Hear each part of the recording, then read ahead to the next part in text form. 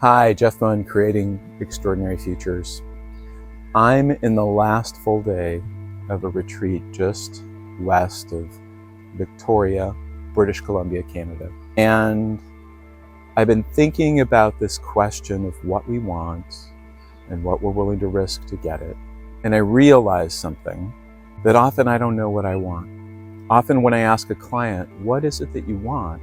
They think they know what others expect of them. They think they know what society expects of them, what they're supposed to want, but they're not really in touch with what they want. And the question came to me, well, why is that?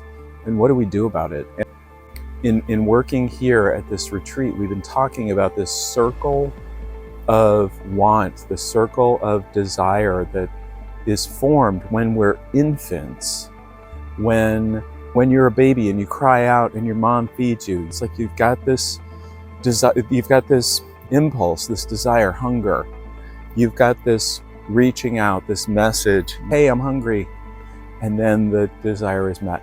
And that circle is fulfilled over and over and over again, except that for many of us, that in some way, maybe your mother, your father, another trusted caregiver wasn't paying attention all of the time.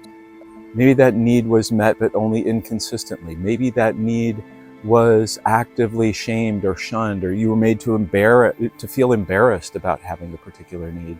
For about 2/3 of us, there's something off in that wiring. And so what happens is we learn that since our wants aren't met, at least not consistently, we stop wanting. We stop getting in touch with our bodies in a way that tells us what we want, whether that's hunger or warmth or security or sex, anything along those lines. And so we stop having access to what we want.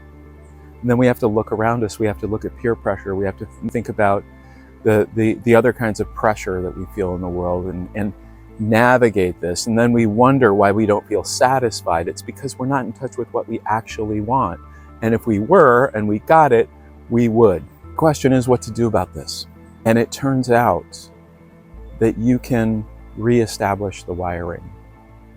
That just by going inside a little bit every day and saying, I want a nice steaming hot cup of coffee.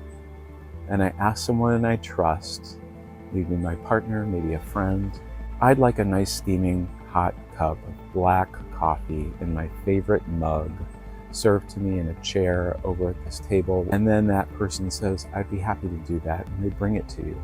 And by repeating that with simple wants over and over again, you begin to get in touch with this bodily sense of what your wants, of what your desires actually are. And so you can reclose the loop. You can reclaim that loop for yourself.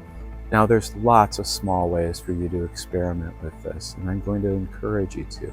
And as you do that, as that desire system, that want system comes online again, you're going to start to want bigger things. You're going to start to have a sense of, well, what would truly fulfill me? Is it this job that I'm in? Is it this relationship that I'm in? Is it something else? It's not just about coffee. It's not just about what to eat for lunch. It's about your life. And if, as you explore that, you want to talk in more detail about it, I'd love to.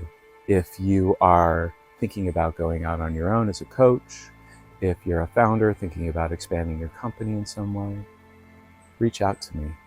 Let's have a conversation. Let's take this further. Let's see where this can go. And with that, I will leave you for now, and I'll see you next week.